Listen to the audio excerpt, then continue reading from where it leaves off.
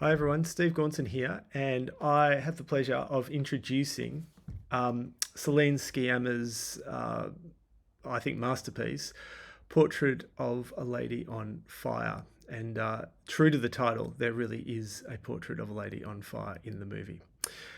If you're not aware of the director, Celine Sciamma, well, this is fantastic. This is a fantastic introduction for you. I think she's one of the best working directors at the moment. Her other films, Girlhood and Tomboy, are just as riveting as this one.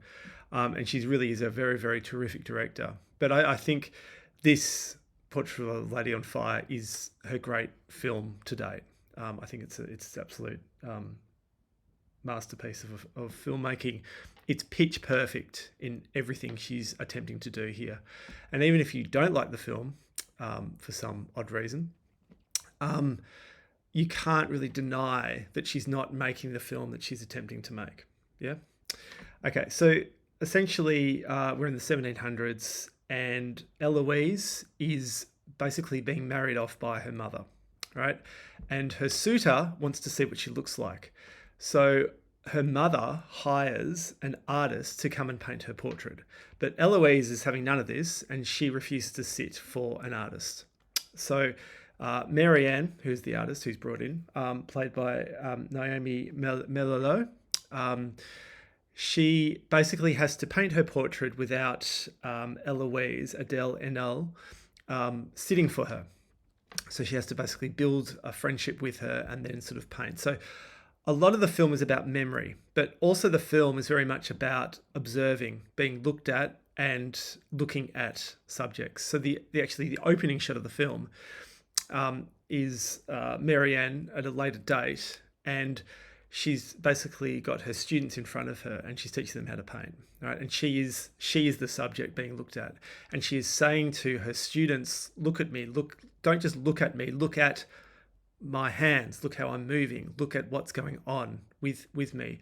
And this film is very much about that. It is about observing people, but also spending time with the looking aspect of them. And the film sort of gives off a lot of time to do that. In like how characters are actually being looked at, and how we as an audience are also sort of observing and looking at people. It's trying to get away from the whole voyeuristic aspect of cinema. It's trying to get, well, it's certainly not a male gaze film, because the central performance is a female. It's directed by a female, and there's only a couple of lines spoken actually by non-females in the film. So the film is very much about what Sciamma says is a manifesto on the female gaze, and whatever that means. But she's trying to get away from the whole idea of the muse, the female muse, which we see in a number of films about with artists, about the observed and things like that. Girl with the pearl earrings is a perfect example of that. Sciamma's problem with the muse is that the muse is kind of seen as a passive person in the background who has no agency, doesn't actually contribute to anything. She's just basically she's being observed in a particular way. Yeah. And in this film, you very much see Eloise as the subject being painted, has a lot of agency, and she makes a lot of decisions. Certainly when she agrees to Marianne painting her, she agrees to how she's being painted and how she's being portrayed. And she's actually very critical of Marianne's initial painting of her, because she feels like it doesn't have any life or any of her personality. So it's a film about someone being painted, but also them not being the female muse in that traditional sense. And I think what this film does really well is it gets away from a lot of those tropes that you see in many of these films. It has this eerie intrigue, kind of almost Hitchcockian aspect to it, but it's not Hitchcockian in that kind of way, which again is really fantastic, I think, about the film, that it feels like a really fresh film. Like we haven't seen this kind of film before, even though so much about the film, as far as plotting and characters go, we've seen time and time again. But this film does something that's very, very different and very, very unique. And I think that's why it works so well. There's no musical score. right? So there's no overdubbing of music in this film. It's all diegetic music. So any music that you hear, and there is some singing in the music, it's actually happening with the characters. The characters are participating in the music that we're hearing, and I think that's again really fantastic. Now, to say that it doesn't have any music would be wrong, because very much the film is about bodies and how bodies move and a musical, lyrical way that these bodies are actually moving in the film. And not having an overdub score to add emotion, I think it forces the film to work harder in other areas. And again, that's a real attribute of the film.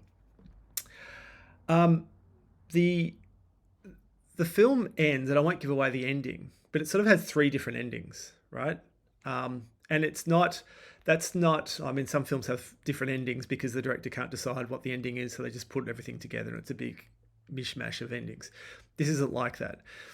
This is basically about the way and what the film is, I think, essentially saying, the way it ends and then it keeps going and then ends again and it keeps going and then it ends again. And all of those endings are just a knockout. Like, they are just brilliant. And I think what Sciamma is trying to do here is she's saying that with romance, when you love someone and that romance ends, it does kind of continue, and your love for that person and your romance for that person does kind of continue. And what happens is you continue to communicate through different things, and it might just be the two of you engaging with art in some particular way. I think that will make sense when you're actually watching the film of what's going on. But all of the endings are really, really moving and really quite beautiful. Okay, so I won't sort of say anything more. I could, because it's such an enriching, engrossing film. I'm really pleased that you're able to experience this film at the Capitol. Great cinema, great screen, because this is how this film deserves to be watched. It doesn't deserve to be watched on your iPhone or on your television or anything like that. It is a big screen experience. It is what many would call part of that slow cinema, okay, where the film takes a long time to sort of establish itself, but it's about spending time in this world with these characters and actually watching what's going on. It's really beautiful. The more you give to the film, the more you'll get out of it by the end. And I just think the ending is just superb. It, like I said, it's a pitch perfect film in what Sciamma is trying to do. And I hope after watching this film, you will go back and you'll watch her earlier films and also the films she's done after um, this film. It's a terrific achievement. I can't speak highly enough of this film, and I hope you really enjoy it. So enjoy.